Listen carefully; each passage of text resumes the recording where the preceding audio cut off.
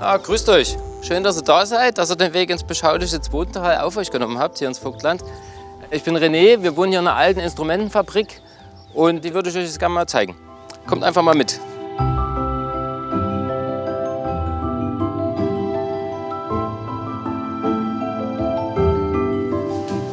So, wir gehen jetzt erstmal ins erste Obergeschoss, weil da leben wir.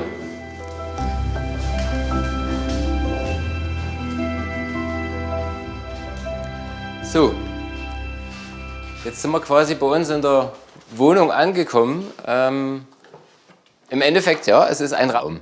Aber grundlegend war es halt das, was ich gesucht habe. Ne? In Leipzig habe ich damals, bevor ich hierher gezogen bin, auch in einer alten Fabrik gewohnt. Das war auch so ein Loft-Charakter.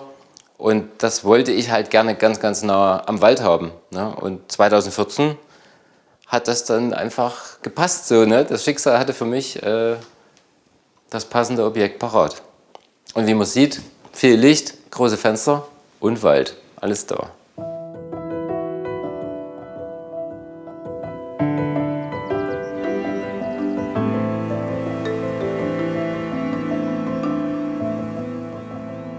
Früher war das hier eine Musikinstrumentenfabrik gewesen.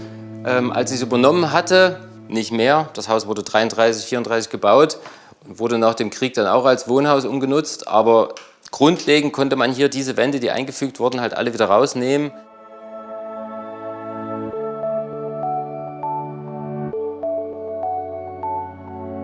Und wie ihr vielleicht schon ein bisschen gesehen habt, habe ich ein bisschen ein Interesse an alten Möbeln oder überhaupt alten Dingen.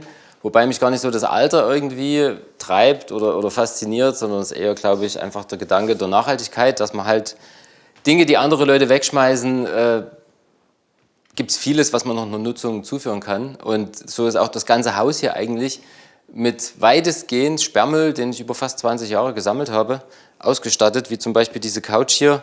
Stand genauso auf der Straße oder drüben hier unter der Stereoanlage dieses alte Gussgestell. Da war eine alte Abrichte drauf, die hier im Haus war. Drüben dieser alte Schrank stand in einer alten Akkordeonfabrik in Klingenthal, die einsturzgefährdet war. Ja, das Bett sind ein paar alte Balken.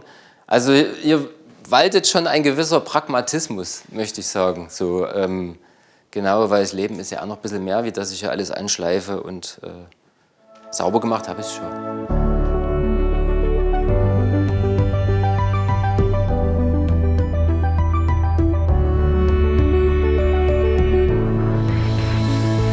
Also Licht ist mir wichtig, habe ich gesagt. Aber trotzdem, man schläft ja irgendwo, deswegen habe ich hier dann doch immer versucht, mit ein bisschen einem kleinen Stahlseil hier wenigstens den Vorhang einzuziehen. Ich bin ja auch Vater. Ja, also eine Trennungsgeschichte trotzdem, eine sehr positive. Genau, wir haben ein Wechselmodell. Wir leben, also mein Sohn lebt eine Woche bei mir, eine Woche bei der Mutter. Das ist so ein bisschen unsere Schlafecke. Und als er damals klein war und als Baby halt dass er schlafen konnte, habe ich halt ein bisschen mal einen Vorhang reingemacht. Die Betten, ich meine, ihr seht selber, das sind ein paar Balken. Also mir reicht's zum Schlafen. Im Endeffekt muss ja auf dem Zeug nur die Matratze liegen. Die Matratze ist aber eine gute. Also die hat schon ein paar Euro gekostet. Aber habe ich auch seit Einzug. Also versuche die Dinge schon ja, so lang wie möglich zu nutzen.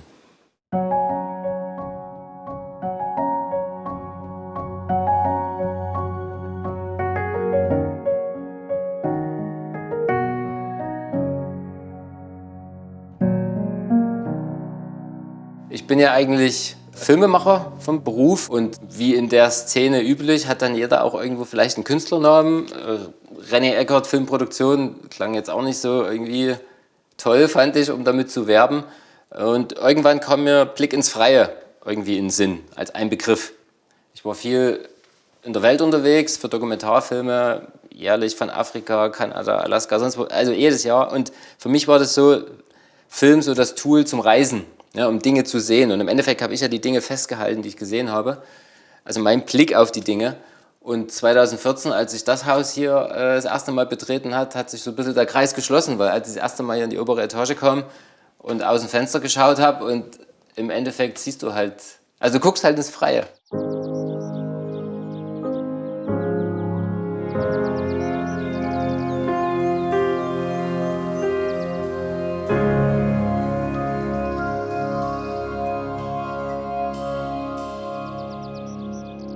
So, hier sind wir wieder in einem neuen Raum von den ganz vielen Räumen. Nee, Scherz beiseite, so viele Räume haben wir ja nicht.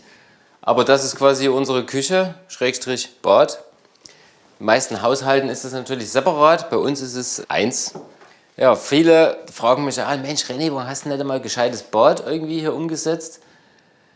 Da habe ich halt auch gedacht, klar, ich kann hier eine Wand wieder reinmachen, dann fehlt mir hier wieder Licht in der Küche und wie gesagt, der Bereich hier ist eh nicht so groß, deswegen habe ich gedacht, okay, warum jetzt hier noch zusätzlich irgendwie Baumaterialien kaufen und Wände einziehen und eine Tür einziehen und eine Zarge einbauen und so weiter.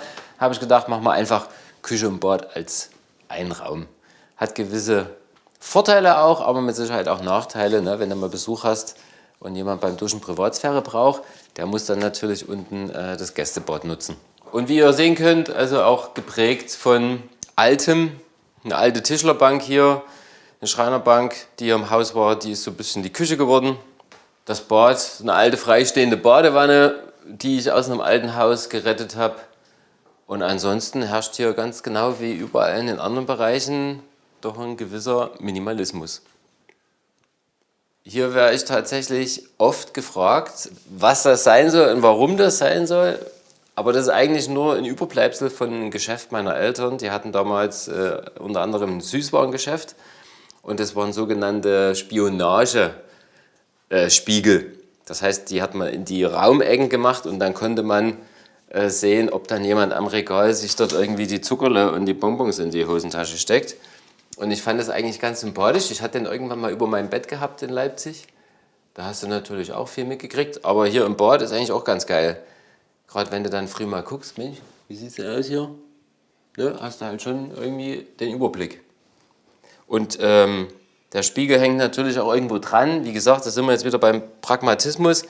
Ich hätte den auch an der Wand dübeln können oder überhaupt, aber ich irgendwann mal beim Pilze sammeln, hier unten am Wolfsbach im Wald, habe ich diesen Zwiesel, nennt man das, glaube ich, im Vogtland. Also einfach ein Baum, der oben irgendwie dann 2 Triebe rausgeschoben hat.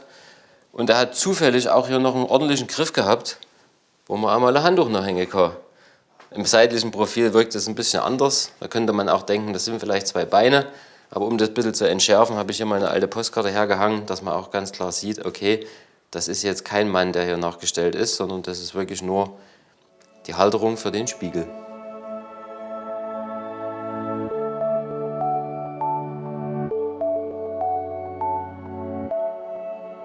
So, viele werden wahrscheinlich schon gedacht haben, wo geht es denn da überhaupt hin? Das ist die einzigste Tür im Raum. Fällt wahrscheinlich auch auf. Natürlich ist es das Klo. Also, da habe ich mich dann doch dazu entschieden, dass man vielleicht irgendwie eine Wand ringsrum baut. Auch wenn nur mein Sohn und ich hier wohnen. Aber eben, das ist halt auch sehr, sehr einfach gehalten. Ne? Einen Garten haben wir natürlich auch. In dem baue ich eine Menge Gemüse an. Und Ziel war immer, dass wir mehr oder weniger autark sind. Gemüse, gutes Gemüse, weiß man ja selbst, was es kostet. Die meisten Leute reden immer davon und sagen, dass es halt viel Arbeit ist. Ach Mensch, die Arbeit und so weiter. Für mich ist es aber eher ein Ausgleich. Und das Schöne, glaube ich, am Gärtnern oder was mir am meisten gefällt, ist auch, dass du gehst in den Garten mit irgendeinem Ziel, irgendwas zu tun. Und am Ende ist es dunkel, du kommst abends rein und du hast ganz, ganz andere Dinge gemacht. Also ich lasse mich da gerne dann auch immer ein bisschen treiben und gebe mich der Dynamik hin, was einem halt so vor die Augen kommt und was man machen möchte. Genau. Und Rohkost spielt schon eine wichtige Rolle bei uns.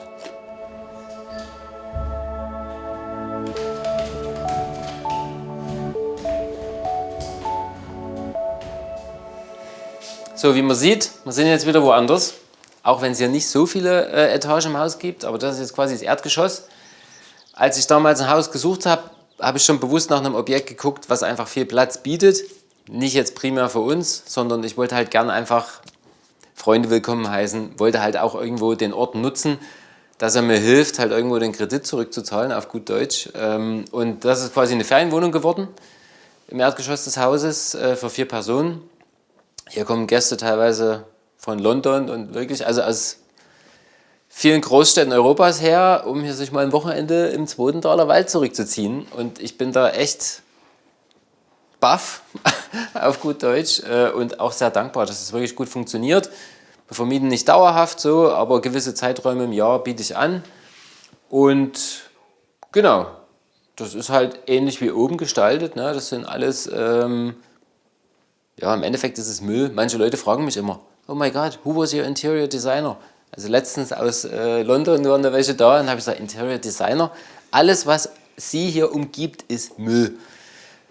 Dann kommt erstmal meistens so ein Lachen, dann wird drüber nachgedacht und dann wird es eigentlich für gut gehalten, weil im Endeffekt ist das ja schon eine feine Sache, weil was Leute weghauen, man sieht es ja, also das sind ja tolle Dinge, kann man noch benutzen.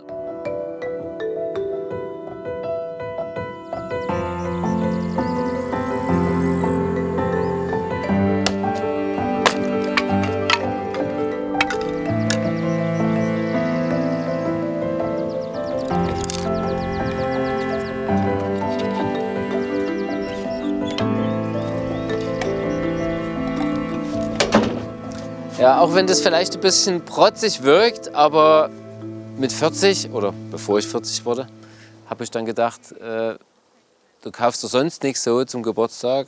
Und von der Sauna habe ich schon ziemlich lange geträumt und je mehr ich mich damit beschäftigt habe, umso mehr habe ich eigentlich die Vorteile gesehen, dass auch Freunde die nutzen können oder Gäste. Und so ist es geschehen, dass ich halt mir eine Sauna zugelegt habe. Und heute Abend ist halt auch wieder so ein Abend, wo mal wieder ein paar Leute da sind und da ist dann Zwotental auch nicht mehr ganz so einsam.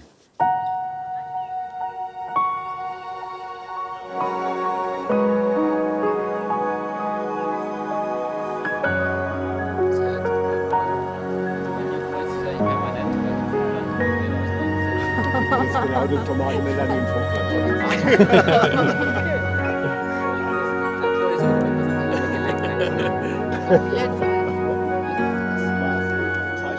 Ich habe heute, glaube ich, schon mehrfach erzählt, dass ich schon ganz schön fürs Vogtland brenne, beziehungsweise überhaupt für den ländlichen Raum.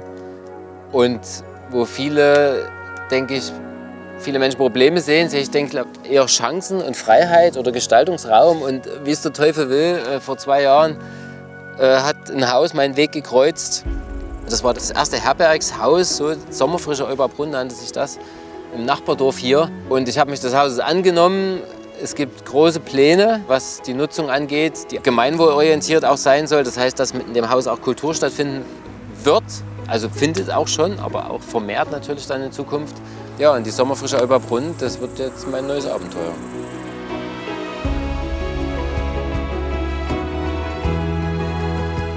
Schön, dass ihr da wart. Ich hoffe, ihr hattet eine gute Zeit und euch hat es ein bisschen gefallen hier bei uns in Zwotental. Ich würde mich jetzt ehrlich gesagt ans Lagerfeuer verziehen, aber solltet ihr mehr sehen wollen, klickt hier oder im besten Fall abonniert ihr einfach den Kanal. Dann bleibt ihr up to date. Ich verabschiede mich. Tschüss.